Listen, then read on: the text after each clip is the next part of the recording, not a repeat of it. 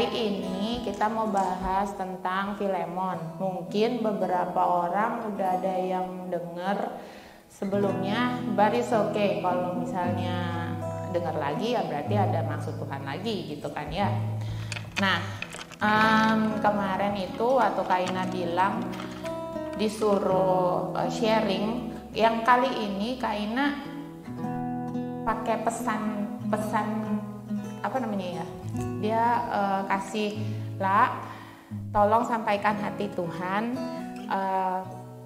sharing gimana mencintai Tuhan dan melayani Dia dengan segenap hati, gitu dia ngomongnya. Jadi udah terarah banget nih harus ngomongnya apa gitu kan. Nah, waktu Kaina ngomong gitu, aku langsung oke. Mari kita bahas tentang kasih, mengasihi Tuhan. Sekarang sebenarnya apa sih kasih itu gitu? Di zaman akhir ini banyak orang yang melakukan macam-macam atas dasar bilangnya in the name of love. Tapi apa sebenarnya kasih? Coba aku tanya.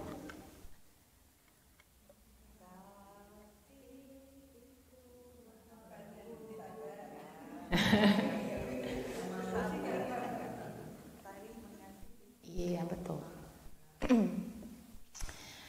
Betul. Tuhan bilang aku ini adalah kasih. Nah sekarang bagaimana orang yang di luar Tuhan bisa bilang kasih gitu? Kalau dia tidak mengenal Tuhan, makanya banyak distortion about the word of love gitu.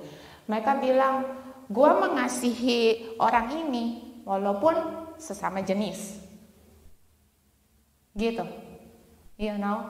Terus jadi banyak yang dilakukan di luar sana dengan bilang atas dasarnya gue sayang kok, gitu.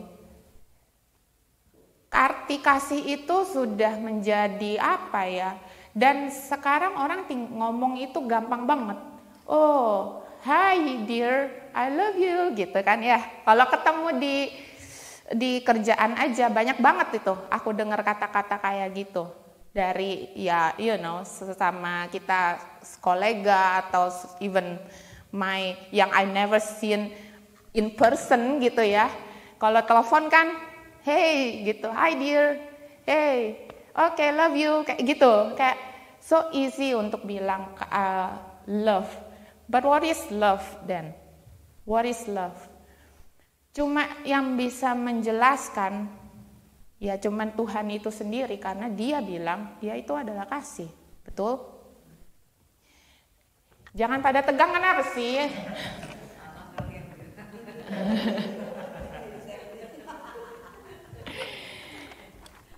Bilang apa sama saudaranya, coba halo. Ayo kita buka Filemon ya. Kita buka Filemon. Filemon itu ada berapa ayatnya? Cuman kayaknya kalau nggak salah 20-an something. Kita baca aja ya. Kita baca, aku baca ya. Aku baca. Salam dari Paulus, seorang hukuman karena Kristus Yesus, dan dari Timotius saudara kita, kepada Filemon yang kekasih teman sekerja kami, dan kepada Afia saudara perempuan kita, dan kepada Arkipus teman seperjuangan kita, dan kepada jemaat di rumahmu. Kasih, karunia, dan damai sejahtera dari Allah Bapa kita dan dari Tuhan Yesus Kristus menyertai kamu. Aku mengucap syukur kepada Allahku setiap kali aku mengingat engkau dalam doaku, karena aku mendengar tentang kasih-Mu kepada semua orang kudus dan tentang iman-Mu kepada Tuhan Yesus. Dan aku berdoa agar persekutuan-Mu di dalam iman turut mengerjakan pengetahuan akan yang baik di antara kita untuk Kristus. Dari kasih-Mu sudah kuperoleh kegembiraan besar dan kekuatan. Sebab hati orang-orang kudus telah kau hiburkan, saudaraku. Karena itu, sekalipun di dalam Kristus aku mempunyai kebebasan penuh untuk memerintahkan kepadamu apa yang harus engkau lakukan, tetapi mengingat kasih-Mu itu, lebih baik aku memintanya daripadamu. Aku Paulus yang sudah menjadi tua, lagi pula sekarang dipenjarakan karena Kristus Yesus, mengajukan permintaan kepadamu mengenai anakku yang kudapat selagi aku dalam penjara, yakni Onesimus. Dahulu memang dia gak berguna bagimu, tapi sekarang sangat berguna baik bagimu maupun bagiku. Dia kusuruh kembali kepadamu, dia yaitu buah hatiku. Sebenarnya aku mau menahan dia di sini, sebagaimana gantimu untuk melayani aku selama aku dipenjarakan karena Injil. Tetapi tanpa persetujuanmu aku tidak mau berbuat sesuatu. Supaya yang baik itu jangan engkau lakukan seolah-olah dengan paksa, melainkan dengan sukarela. Sebab mungkin karena itulah dia dipisahkan sejenak daripadamu, supaya engkau dapat menerimanya untuk selama-lamanya. Bukan lagi sebagai hamba, melainkan lebih daripada hamba, yaitu sebagai saudara yang kekasih. Bagiku sudah demikian, apalagi bagimu, baik secara manusia maupun di dalam Tuhan. Kalau engkau menganggap aku teman seiman, terimalah dia seperti aku sendiri. Dan kalau dia sudah merugikan engkau ataupun berhutang padamu, tanggungkanlah semuanya itu kepadaku. Aku Paulus menjaminnya dengan tulisan tanganku sendiri. Aku akan membayarnya, agar jangan kukatakan tanggungkanlah semuanya itu kepadamu. Karena engkau berhutang padaku, yaitu dirimu sendiri. Ya saudaraku, semoga engkau berguna bagiku di dalam Tuhan. Hiburkanlah hatiku di dalam Kristus. Dengan percaya kepada ketaatanmu kutuliskan ini kepadamu. Aku tahu lebih daripada permintaanku ini akan kau lakukan. Dalam pada itu bersedialah juga memberi tumpangan kepadaku, karena aku harap oleh doamu aku akan dikembalikan kepadamu. Oke, sampai di situ. Kita akan melihat 3 prinsip tentang kasih di dalam kitab Filemon ini. Kalau kita lihat dari kacamatanya kasih, kita ngomong backgroundnya dulu. Kayaknya semua orang udah tahu ya, kalau Filemon itu ceritanya dia itu punya hamba namanya Onesimus. Onesimus for some reason dia pergi dari Filemon dan ketemulah sama Paulus. Paulus ambil dia mentorin si Onesimus ini, Paulus, dan Paulus kirim surat ke Filemon, ini tolong terima Onesimus balik. Ya kalau mau dipikir-pikir, ya berarti di situ Filemon dia harus menerima. Paulus bilang, kamu ini aku dengar kasihmu dan imanmu. Di ayat keberapa itu kan, kasihmu dan imanmu. Makanya harus kita selalu ingat, kasih dan iman itu selalu begini. Kasih dan iman selalu begini. Kalau kita mau lihat Yohanes 3 ayat 16, Tuhan kan bilang, karena aku mengasihi dunia ini, maka aku memberikan anakku yang tunggal, supaya kita yang percaya mendapatkan keselamatan, gitu kan. Dari pihak Tuhan kasih, dari pihak manusia percaya, which is iman itu, gitu. Jadi kasih dan iman itu selalu gini. Nah, sekarang kita mau lihat prinsip kasih yang pertama dari kisah ini ya. Itu ada di ayat 8 sampai ayat 10. Coba kita sama-sama, kalau aku baca, coba sama-sama kita renungin, kira-kira apa sih yang menjadi prinsip di situ ya. Karena nomor 8 sama nomor sampai 10 ya. Karena itu, sekalipun di dalam Kristus aku mempunyai kebebasan penuh untuk memerintahkan kepadamu apa yang harus engkau lakukan. Tetapi mengingat kasihmu itu, lebih baik aku memintanya daripadamu. Ada kata-kata apa? Hah? Tadi siapa yang bilang meminta? Benar. Apa? Ada lagi? Hah?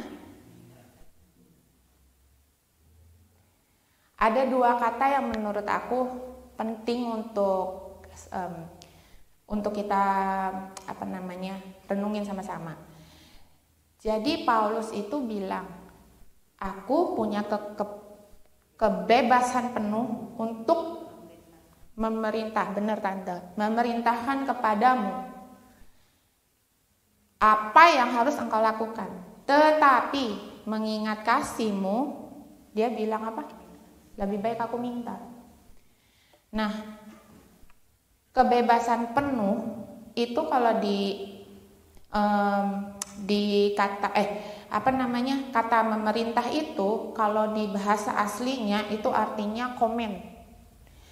Ada 10 kali di Alkitab pakai kata ini, kata memerintah. 10 kali di Alkitab pakai kata memerintah. Kalau bahasa aslinya epitasso. Dan dari 10, 8 kali kata ini konteksnya itu seperti Tuhan Yesus sedang memerintahkan roh jahat keluar. Jadi ngerti ya? Ngerti konteksnya ya? Jadi Paulus bilang, gua ini punya kebebasan penuh untuk komen kamu, memerintah. Tetapi karena mengingat kasihmu, jadi kasihmu, aku enggak menyuruh kamu, enggak komen kamu, enggak memerintah kamu. Lebih baik aku minta. Nah, kenapa Paulus bilang lebih baik aku minta daripada aku perintah? Aku punya that authority loh. Kebebasan penuh meaning authority. Why? Jawabannya ada di ayat 14. Jawabannya di ayat 14. Coba tante baca Tan.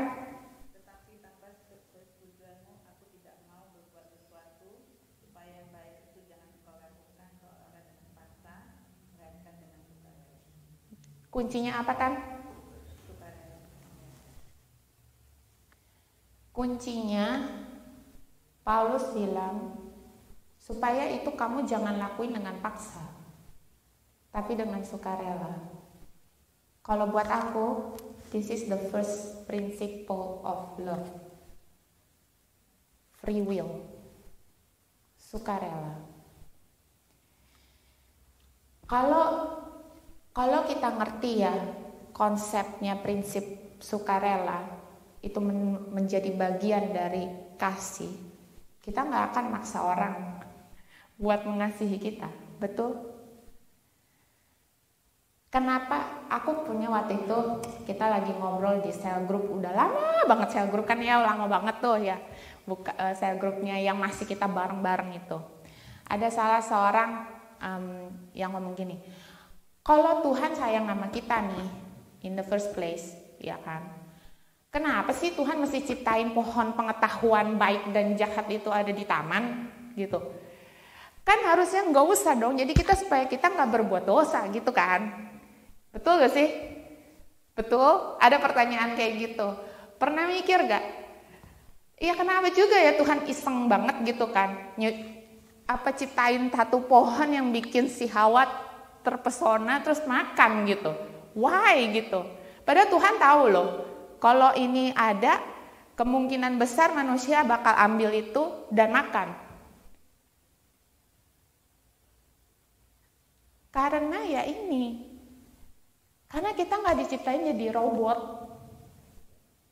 Kita diciptain berdasarkan kasih itu, you have to have free will. Karena kalau kasih yang dipaksa, atau kasih gue ciptain lu pokoknya sesuai dengan keinginan gue adalah harus ikutin gue apa yang gue mau, kayaknya is it love? Is that love?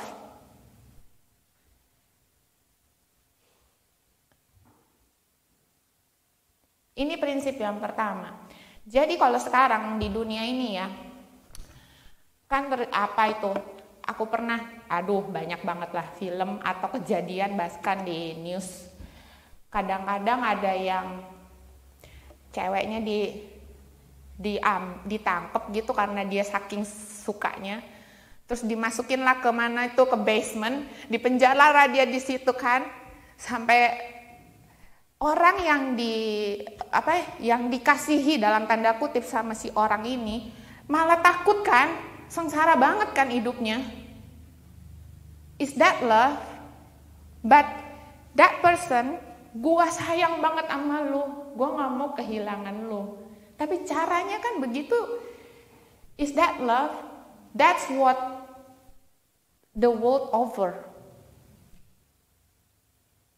So we need to know what is the principle of love itself. Harus dua arah. Gak bisa aku sayang sama kamu and then main paksa-paksa gitu.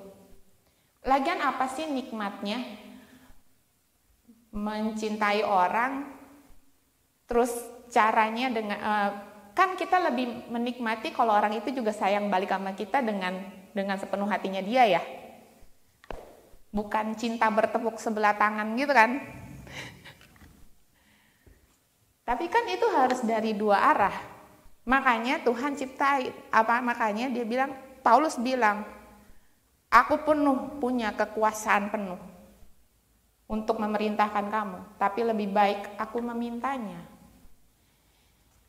Dan menariknya kata memintanya di Filemon 1 ayat 9 itu, kata meminta itu bahasa aslinya parakaleo. Parakaleo itu akar kata dari parakletos, yang artinya, ada yang tahu? Roh Kudus. Makanya Tuhan bilang, makanya tidak ada orang yang bisa menerima cintanya Tuhan tanpa Roh Kudus. Dan Tuhan gak main paksa. Parakletos itu dengan lembut bilang, ayo terima Tuhan, terima cintanya. Tapi again, that decision is yours and mine. Mau gak kamu terima? Tapi Tuhan kan gak pernah main paksa-paksa kan.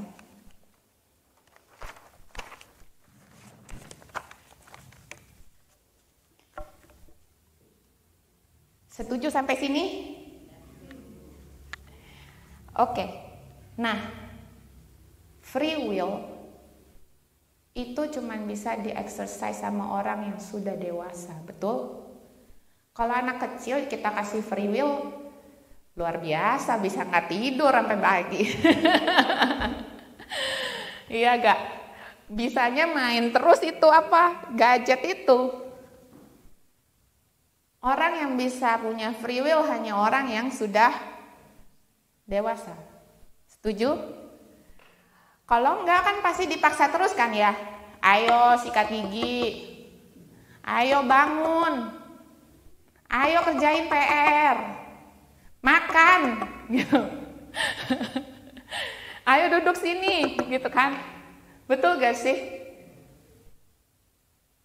Yang gak usah digituin kan orang-orang yang udah ngerti dan ngerjain sendiri kan, which is orang-orang yang dewasa. Betul? Nah, kenapa juga Tuhan kasih kita kebebasan?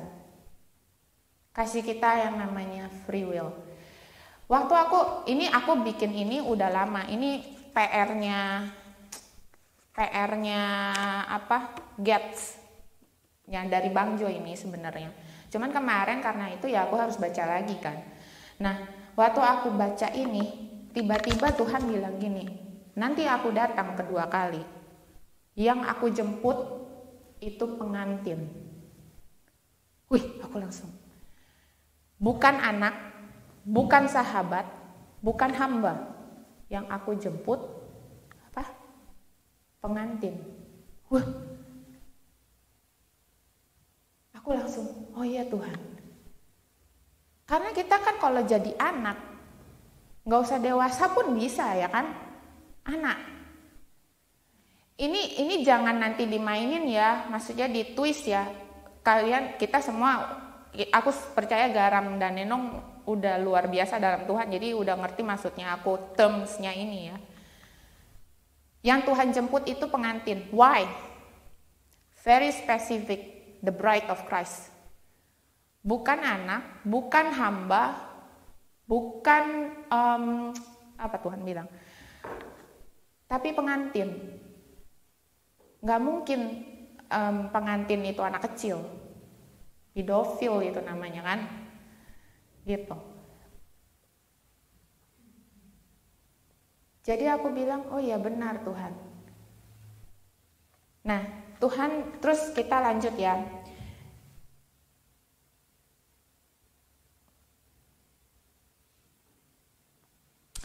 Waktu Paulus kan bilang, kalau mau dipikirin, dia bilang, aku punya kebebasan penuh untuk memerintahkan kamu. Tetapi aku tidak, lebih baik aku meminta. Sekarang kita pikirin ini posisinya Paulus ini, coba kita pikirin Tuhan. Tuhan itu otoritinya penuh atas hidup kita, benar? Tapi Tuhan itu tidak maksa, tapi minta. Nah, kalau mau dipikir, orang yang bisa begini berarti menganggap orang yang dikasihinya itu apa? Hah? Coba, Bang Vincent apa? Aku punya otoritas penuh. Tuhan kita punya otoritas penuh untuk memerintah, komen. Tapi kan kayak tadi Paulus bilang, aku gak mau. Mengingat kasih itu aku lebih baik minta. Jadi Paulus nganggap Filemon apa? Equal ya. Partner kan. Dia tidak menganggap Filemon lebih rendah kan. Betul gak sih? Equal sama dia, sejajar sama dia. Hebat ya. Dahsyat ya. Dia tidak menganggap orang itu lebih rendah berarti kan. Secara posisi dianggap sama loh berarti. Benar gak sih? Ini menurut aku prinsip 1A. Tadi kan free will. Kenapa dikasih free will? Karena kita dianggap sejajar secara posisi. Dahsyat gak sih? Dahsyat gak sih? Itu prinsip cinta loh. Prinsip cinta, you have. Makanya Alkitab bilang kan, apa? Hendaklah kamu menjadi pasangan yang sepadan. Kalau kamu dikasih kebebasan dan kamu tidak diperintah, tapi kamu dikasih kebebasan untuk memilih dan kamu mau, berarti posisiku itu dianggap sama orang itu kan sejajar sama dia. Tidak dianggap lebih rendah. Itu aku sih waktu ketemu itu, wih, dahsyat ini. Berarti Paulus yang kedua adalah karena dia menganggap posisinya sejajar sama Filemon, berarti dia menghargai si Filemon kan. Benar gak ya? Kalau aku lihat ini dari kacamatanya Tuhan ya, karena Tuhan itu kasih. Ini yang diajarin tentang kasih. Betapa luar biasanya Tuhan melihat kita ya. Dia menganggap kita secara posisi, aku nih. Makanya dia tuh sampai turun jadi manusia, karena dia mensejajarkan, tahu nggak? Aku pakai kata-kata ini sangat berhati-hati. Dia mensejajarkan dirinya dengan kita. Orang yang sebenarnya nggak layak. Tapi dia mensejajarkan dirinya dengan kita. Dia menghargai kita. Dia nggak menganggap kita itu, that's love. Itu yang namanya love. Makanya kita dikasih free will. Karena kita itu identitasnya di hadapan Tuhan itu kayak gitu loh.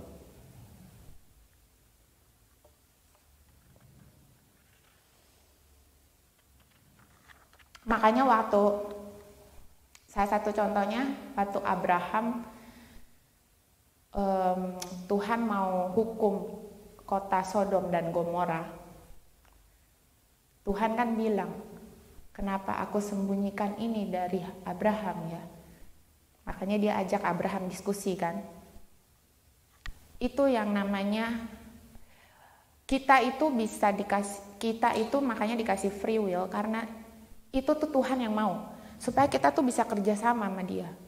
Dan untuk orang bisa kerjasama, kamu kan nggak mungkin kan gini kerjasama sama orang yang kamu anggap dia nggak bisa kerja atau lebih rendah, nggak bisa kan, harus equal kan secara posisi.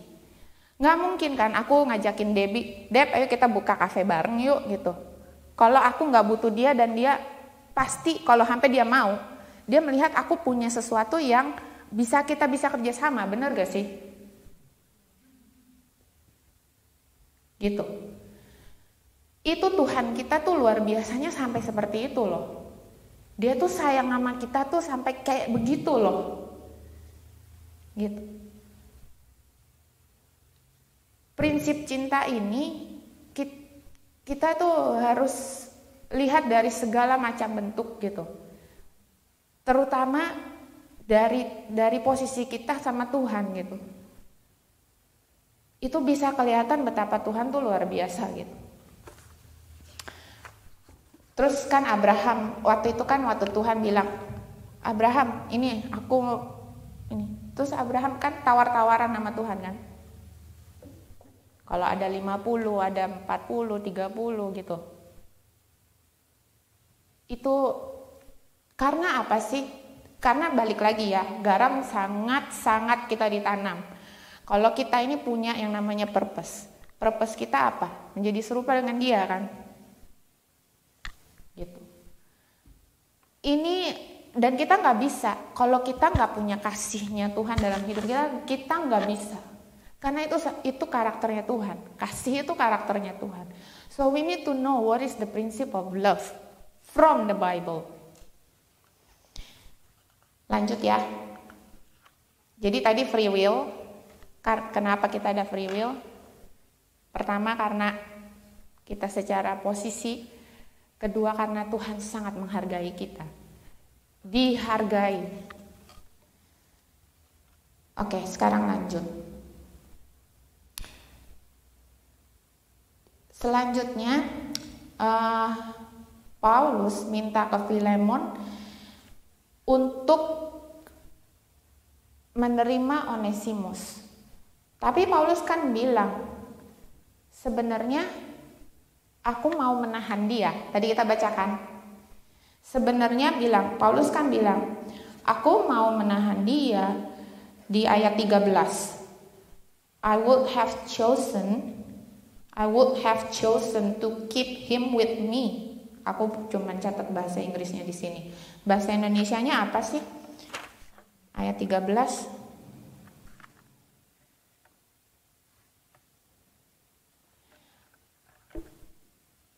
Ada siapa yang udah baca Om? Coba Om.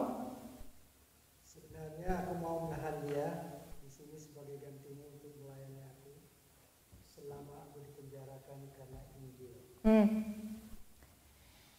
Jadi sebenarnya waktu Paulus minta mau kirim balik Onesimus ke Filemon, itu sebenarnya buat Paulus permintaannya dia ini bukan untuk dirinya sendiri, betul gak sih? Betul gak? Dia kalau boleh, gue sebenarnya mau dia di sini aja untuk melayani aku, gitu. Tapi Paulus itu nggak mikirin itu gitu. Dia nggak mikirin untuk dirinya sendiri. Permintaannya dia itu bukan untuk dirinya sendiri, tapi untuk si Onesimus dan untuk Filemon kan. Karena kalau Paulus lebih bergunaan dia di sini. Bantuin aku ini udah tua loh. Kan dia bilang, aku sudah tua dan di penjara lagi. Lebih baik dia di sini nolongin gue, kan gitu. Kalau mau ngomong bahasa kasarnya kan gitu kan sebenarnya keadaannya. Tapi I sending him back to you. Terus di ayat 12, kalau di dalam bahasa Inggrisnya KJV ya, aku pakai King James, itu dia bilang ini, I have sent him back to you in person, that is like sending my very heart. Bahasa KJV-nya, seperti aku mengirimkan hatiku sendiri. Waduh, aku bacanya tuh sampai oh my god gitu. Seperti aku kasih hatiku sendiri gitu, sending my own heart gitu, my very heart. My own bowels.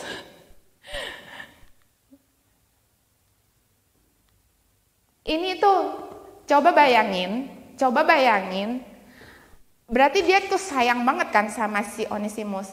Kayak Debbie nih, sayang banget sama Andrew nih. Terus sending Andrew back. Kayak perasaannya tuh kayak sending your very heart to somebody. Itu rasanya gimana ya? Gimana rasanya, Bang? Ya, anak abang aja lagi pacaran aja, kalau bisa jangan diambil orang kan? Rasanya gimana ya? Nah, gimana kita bisa hidup tanpa hati kita ya, Dep? Gimana ya, Tante? Kita bisa hidup tanpa hati kita. Ini lagi mau sending yuk, kita punya hati buat orang lain. Itu bahasanya Alkitab di King James-nya gitu. Like sending my very heart katanya. Permintaannya. Jadi prinsipnya love yang kedua, kalau dilihat dari sini, selfless. Aku dapatnya kata-kata waktu aku baca ini, oh my god. It's not about you anymore. It's about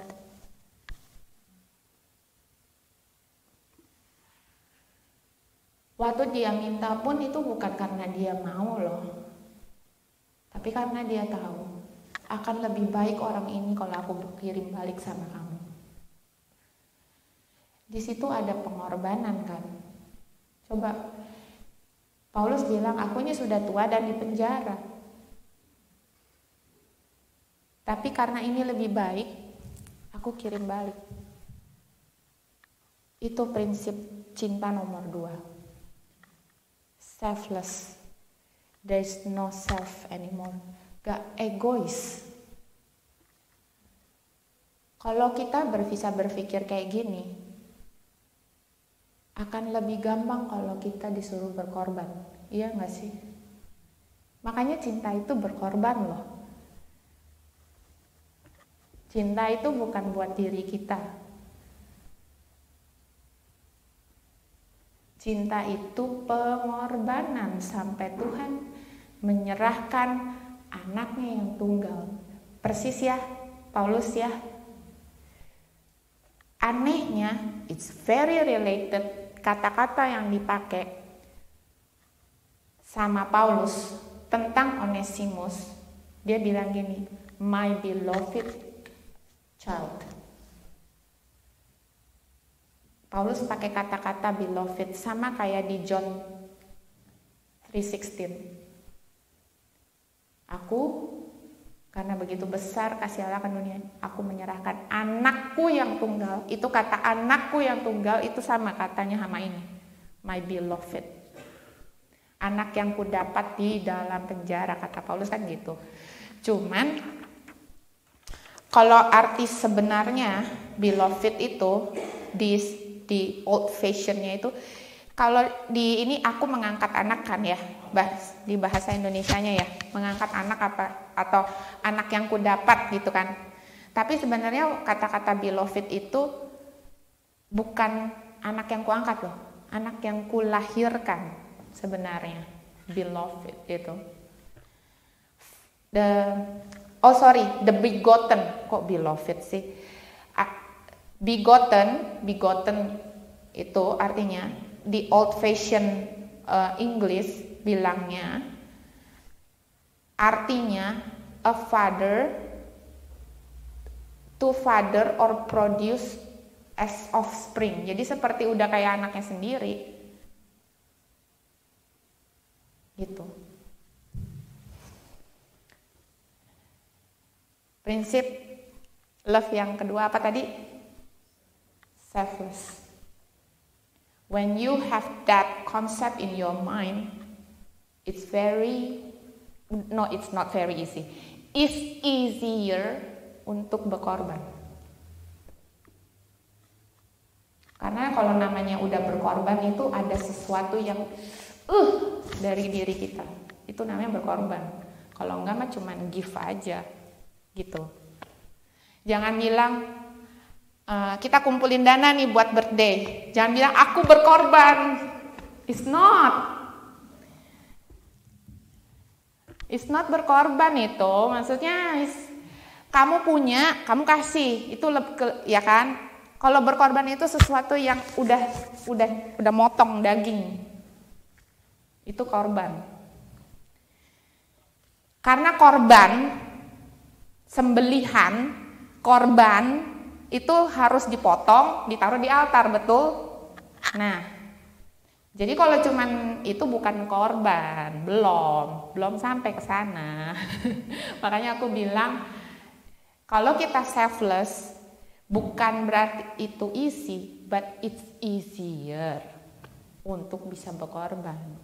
Seperti Paulus, dia easier untuk sending his heart back, gitu kan. Berat ya, kok pada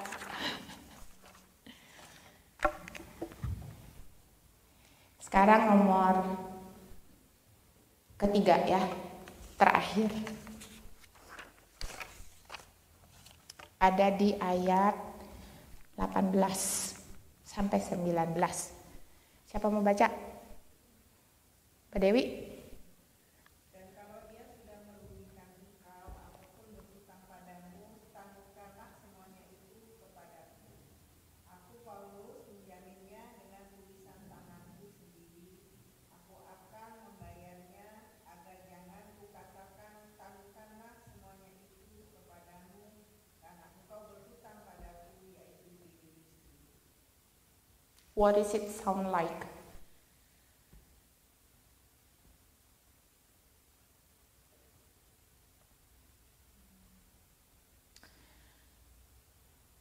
Delapan belasnya coba say.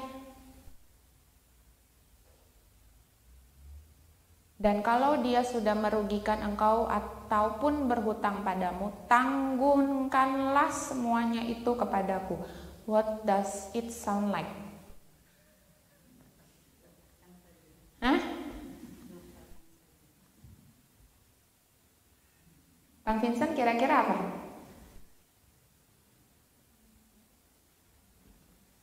Terus ayat 19-nya kan bilang, aku jadi jaminan. Apa? Ya, kinda. Ada lagi? Bener, udah bener. Cuman ada satu kata selain guarantee.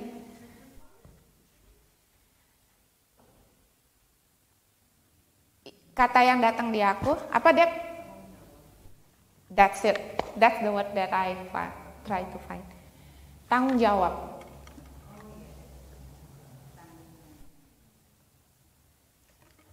Betul, guarantee, jaminan juga.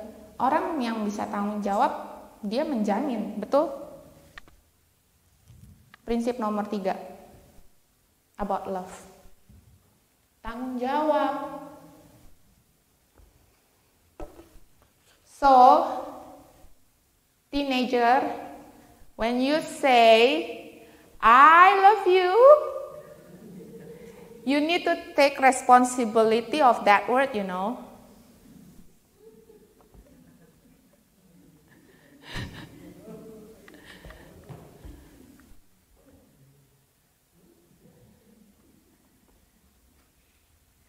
When you see somebody that you like, don't too fast say, I love you.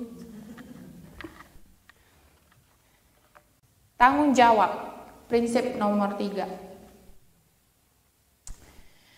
Paulus hebat, aku bilang. Waktu dia kirim Onesimus ya ke Filemon, dia nggak lagi menyerahkan tanggung jawabnya dia ke Filemon. Gue udah nggak bisa ngurus nih anak gue, ya kan? Udahlah gue kirim aja, lu yang ngurus ya. Nggak gitu loh Paulus. Paulus bilangnya apa? Jangan dimatiin, say. 18-19. Paulus bilangnya, aku Paulus menjaminnya dengan tulisan tanganku sendiri. Aku akan membayarnya agar jangan kau katakan, tanggungkanlah semuanya itu kepadamu. Dahsyat ya? That's responsibility.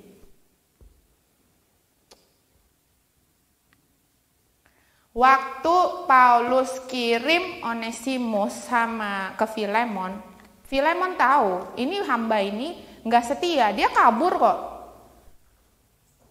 Tapi Paulus bilang, gue yang jamin. Kalau sampai dia hutang, gue yang tanggung jawab. Tanggungkanlah itu kepadaku, kan dia bilang gitu ya. Tuh, tanggungkanlah semuanya itu kepadaku. Kalau dia punya utang, tanggungkan semuanya itu padaku. Terus, misalnya, waktu aku lagi bikin PR ini, aku tuh lagi seneng-senengnya nonton si Hotman Paris. Ada apa itu? Dia punya acara, apa itu namanya, yang dia kasih bantuan hukum buat orang-orang gak mampu itu loh. Coffee Johnny, Kopi Johnny itu. Itu aku lagi seneng-senengnya nonton itu tuh. Si Hotman Paris punya program itu, Kopi Johnny itu. Nggak usah dilihat gayanya dia lah ya. Pokoknya itunya bagus aja gitu. Nah, ada satu scene di mana, orang ini minta sesuatu, terus si Hotmannya bilang gini. Nah, ini udah ada surat nih gitu ya. Kalau ada suratnya ini, kalau di pengadilan pasti menang ini gitu, dia ngomong gitu. Kebetulan aku lagi ngerjain PR ini gitu kan, ya nggak ada yang kebetulan lah ya, aku tahu Tuhan mau bicara sesuatu. Terus Paulus bilang di situ, aku Paulus menjaminnya dengan tulisan tanganku sendiri.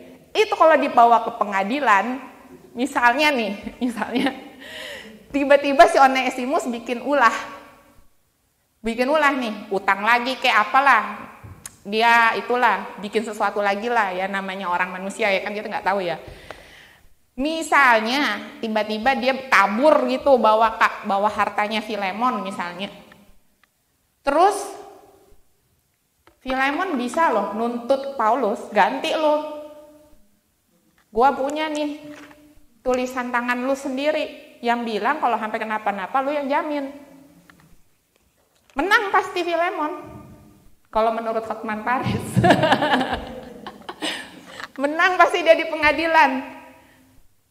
Hebat itu Paulus. Aku jamin dengan tulisan tanganku sendiri, with my own handwriting. So, secara hukum legal. Hebat ya. Tuhan Yesus harus mati buat kita. Tebus kita dengan darahnya yang kudus. Karena apa sih? Karena itu legal di hadapan musuh-musuh kita, para iblis itu. Karena setan itu menuntut. Kalau Tuhan gak bikin itu, gak bisa ditebus kita. Dia jamin dengan darahnya. Makanya kita harus tahu kamu ini hidupnya sudah dijamin dengan darah Tuhan yang kudus. Secara pengadilan nanti kita hadapin di sana. Tuhan bilang, aku yang jamin loh. Aku jamin dia. Kamu tuntut ini. Darahku ada di atasnya dia. Hebat ya. That's love. Responsibility. Kamu bertanggung jawab. When you say, I love you. Or when we heard Jesus said, I love you. He take responsibility of our life. Aku sih nangis banget. Langsung. Tuhan, kalau kayak gitu kita dijamin dalam hidup ini, takut apa sebenarnya? Kalau sampai kita punya hutang, istilahnya, aku tanggungkan semuanya itu padaku. Makanya Tuhan Yesus bilang, it is finished. Waktu di atas kayu salib, Tuhan bilang, gak ada agama manapun yang bisa bilang begini. Gak ada jaminan manapun di agama manapun yang Tuhannya bilang kayak gini. It is finished. I take all their sin, all their blame, put it on me. Dahsyat ya? Dahsyat gak? That's our Jesus.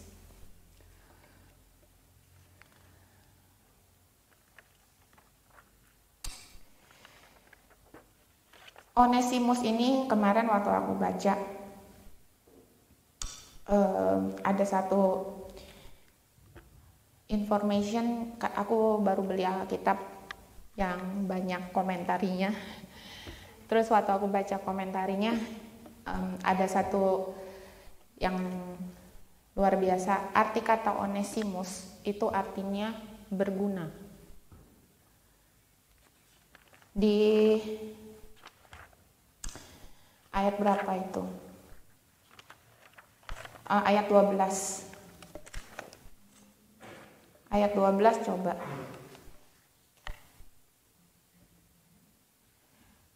Siapa? Om? Coba Om. Apa Kika udah dapat? 12? Iya, gak apa-apa.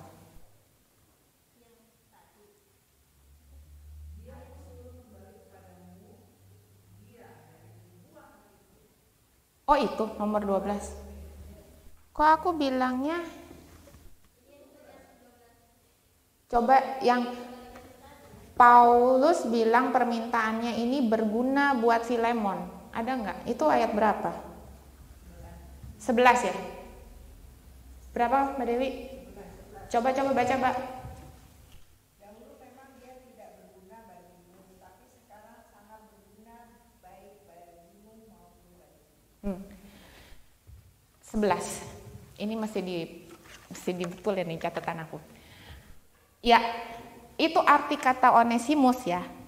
Arti kata Onesimus itu lucunya useful, profitable, beneficial, which is artinya berguna.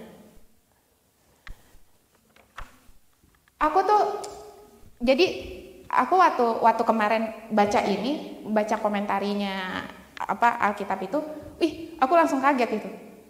Tahu nggak sih, memang Tuhan itu udah punya destiny di setiap kita. Tahu, kan nama itu nggak pernah milih sendiri biasanya kan. Aku dikasih nama Pamela tuh, mamaku nggak pernah nanya tuh aku mau dikasih nama apa, gitu. Mbak Dewi dikasih nama, si mama papa nanya nggak, kamu mau dikasih nama apa nak? Enggak kan? Gitu. Biasanya sih kita nggak pernah minta ya, mau tolong dong namain saya ini, kecuali abis itu udah gede-gede kita ngubah nama kita sendiri. Cuman biasanya dikasih kan sama orang tua kita sebagai doa. Ya tante ya, kasih nama Bang Vincent kenapa tante? Aku waktu baca ini, oh wow, dahsyat. Setiap kita, tanpa kita berusaha, maksudnya tanpa kita mengerti, tanpa kita menyadari, ternyata memang sudah ada destiny-nya gitu loh. Onesimus ini artinya berguna, tapi Paulus bilang dulu dia nggak berguna. Keluar dari jalur tuh, ya nggak sih istilahnya. Tetapi sekarang dia udah berguna. Itu kan destiny-nya dia sebenarnya. Arti namanya itu beneficial loh. Makanya nggak usah takut. Bener deh. Tuhan, ini aku ngomong buat diriku sendiri ya. Ya Lala. Nggak usah takut. Karena Tuhan itu udah punya destiny-nya. Kayak waktu kapan hari aku sharing. Waktu kita keluar jalur, kalau kita ada di dalam Tuhan, you gonna go back kok to the original plan of God.